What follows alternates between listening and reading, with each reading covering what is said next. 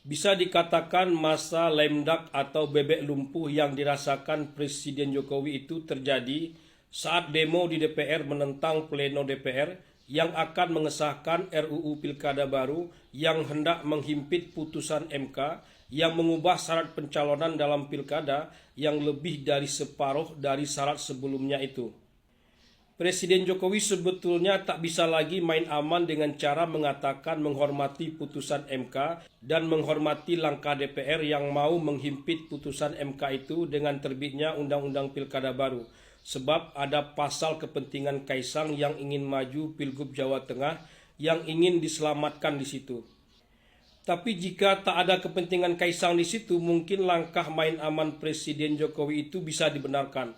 Operator di lapangan memang terlihat gegabah yang tanpa tedeng aling-aling langsung bergerak cepat seolah-olah semua orang akan mendukung langkahnya itu.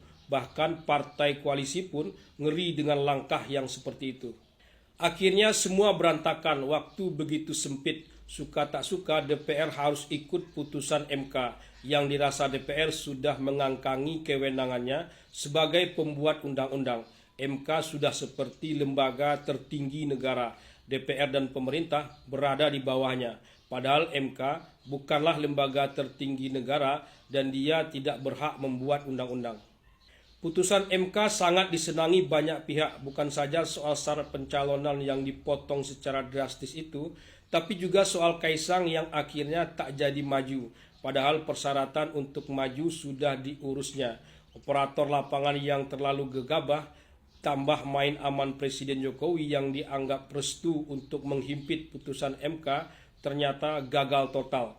Terpaksa semuanya menelan ludah sendiri. Ternyata tak hanya berhenti sampai di situ. Tiba-tiba saja muncul postingan dari istri Kaisang, Erina Gudono, sedang di atas pesawat. Bisa jadi tujuannya sebagai obat atas putusan MK yang menganulir majunya Kaisang bahwa ia tengah bersenang-senang menuju Amerika Serikat. Putusan MK itu tak berefek bagi dirinya, begitulah kira-kira. Tapi publik justru menyorot hal yang lain. Foto yang disebar Erina Gudono itu menunjukkan bahwa mereka sedang menggunakan pesawat atau jet pribadi. Awalnya hanya disorot soal gaya hidup mewah keluarga presiden.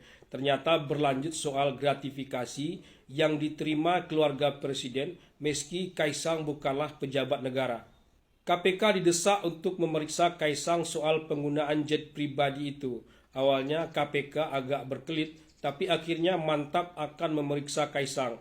KPK pun sudah merasakan aura lemdaknya sang presiden. Dulu Kaisang juga sudah dilaporkan, tapi KPK seperti tak berdaya. Kini KPK terlihat mantap dan gagah, berani dia dengan Kaisang. Tak jadinya Anies Baswedan diusung PDIP baik di Jakarta maupun di Jawa Barat, semua juga diarahkan kepada skenario Presiden Jokowi.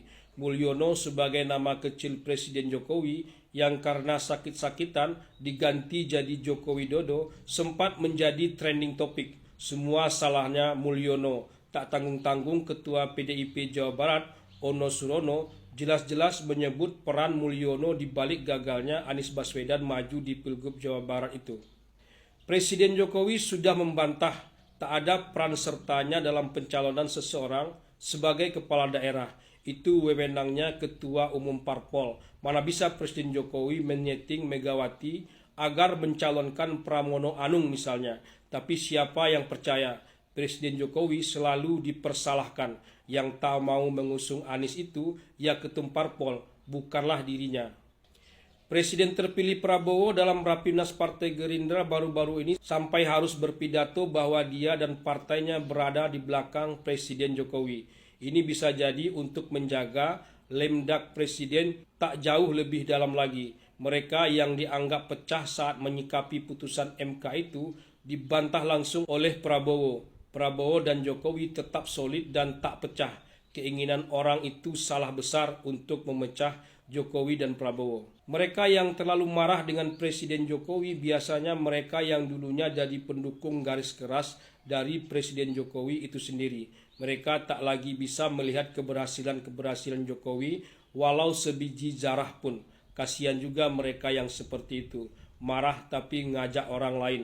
bahkan cenderung memaksakan kehendaknya sendiri.